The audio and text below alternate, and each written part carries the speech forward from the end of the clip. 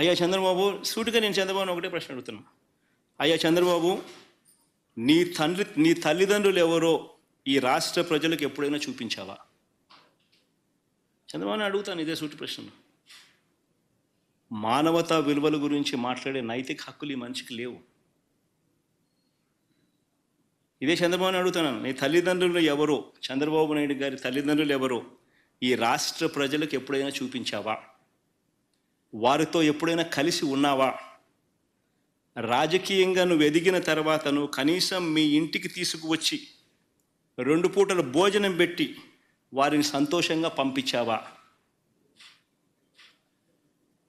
కనీసం వాళ్ళిద్దరూ కాలం చేస్తే కనీసం తలకొరివైనా పెట్టేవా వాళ్ళకు?